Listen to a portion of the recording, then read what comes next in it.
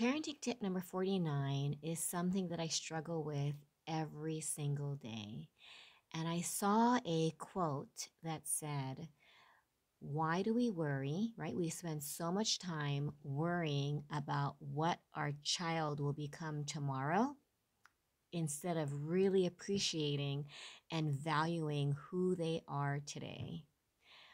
I remember all those times when my girls were struggling that I would often wonder how they would survive as a teenager. How would they survive as an adult, right? Currently, how is Chelsea going to survive college with this distance learning, with the challenges that come from balancing working part time, right? And going to school and just the daily challenges that we see our kids go through.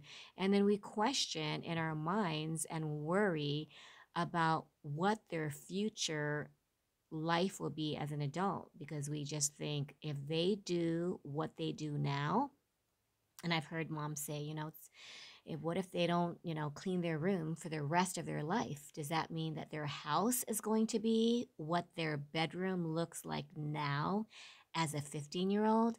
And my mom used to tell me, I can't wait to see what your house looks like when you grow up, whenever she saw that my room was messy.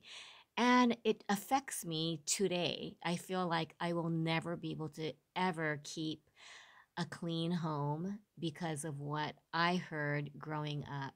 And I've learned to let it go. When you're balancing multiple things, I'm a mom, I'm a wife, I'm a maid, I'm a chauffeur, tutor, and I'm trying to record these parenting tips and fulfill my new mission, which I feel so passionate about, is helping moms who are struggling and stressed about how they handle parenting. Parenting yesterday, right, is not the same as parenting today.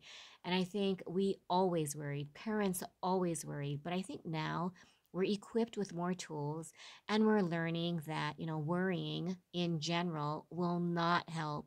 And Chelsea shared something very valuable that I thought, I'm going to include it in parenting tip number 49. And she said, Mom, when kids see their parents worry about them, it only builds pressure for kids to rise up and meet their parents' expectations, especially when they hear words like, you have so much potential, but you're not utilizing it. You should be way ahead, or just, you're just falling behind. When are you going to be responsible? When are you going to start, acting your age and being, respectful, doing what you're supposed to do? And she says sometimes it's so paralyzing to hear what parents think might motivate them or might them get them on the right track, right? But it really is causing, the total opposite.